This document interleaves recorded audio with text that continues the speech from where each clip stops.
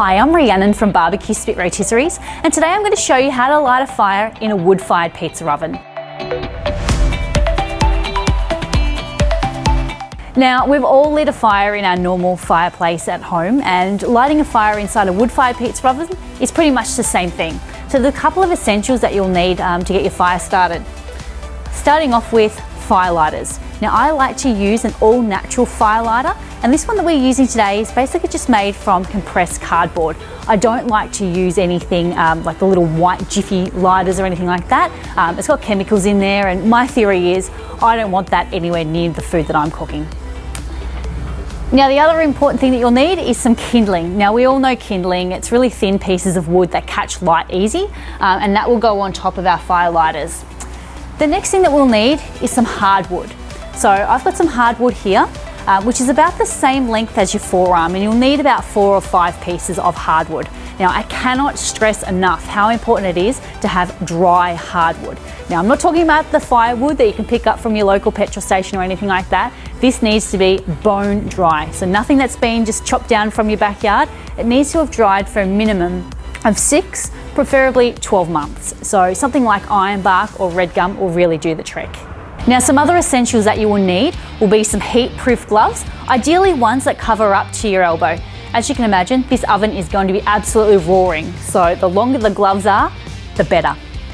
The other thing you'll need is something to light the fire lighters with. So I like to use these little butane torches, but you could also use matches, for example. Now, you can imagine once your fire's all lit and it's time to put the pizza in, you'll need to move the wood to the back of the oven. And that's when these other tools come in handy. So I like to use a stainless steel scraper, which has a nice long handle, long enough to reach the back of your oven. And the other essential is some sort of brush, because what you'll do is you'll need to sweep the floor of the pizza oven to remove any soot or ash on there.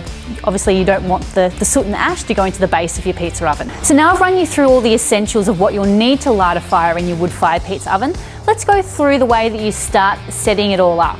So down the bottom, I've used 3 all-natural fire lighters.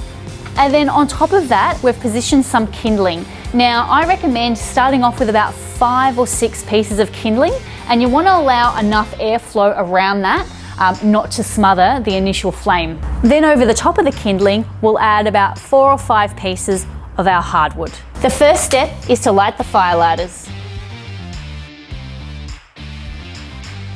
Now that the fire lighters and kindling is lit, we're going to add our hardwood.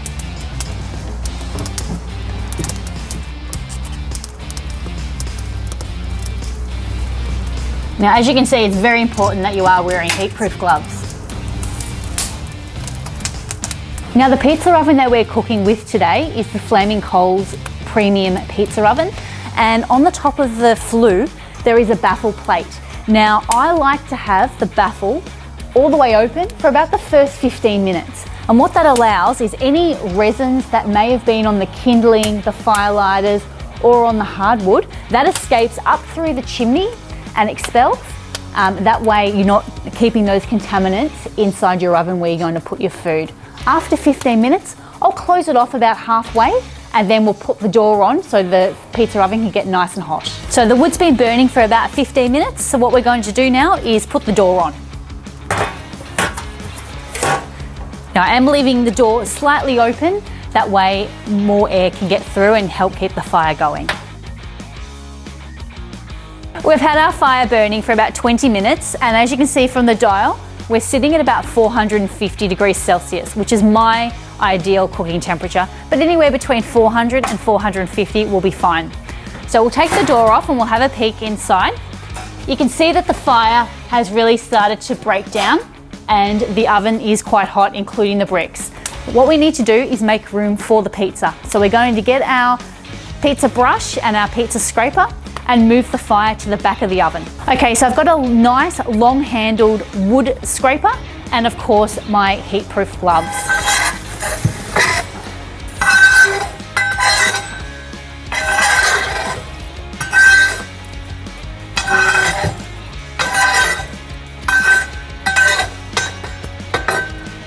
Once we have the fire towards the rear of the oven, use a brush to sweep the bricks.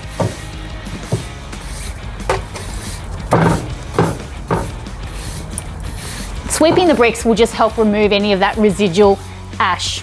The other thing that I like to check before putting my pizzas in the oven is to check the temperature of the stone. So using an infrared thermometer will allow you to do that.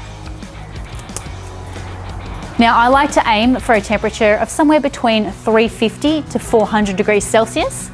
And because our fire was so hot, we are sitting at about 395 Celsius in this instance.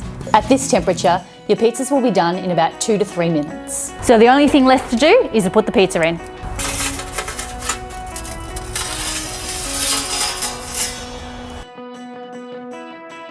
So this particular pizza oven is quite large. So you could cook 3 large pizzas in there if you wanted at the same time, just by putting the fire towards one of the back corners.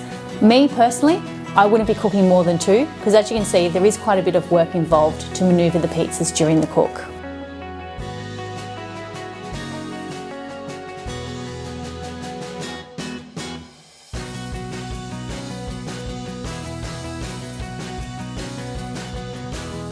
So this particular pizza oven is quite well insulated.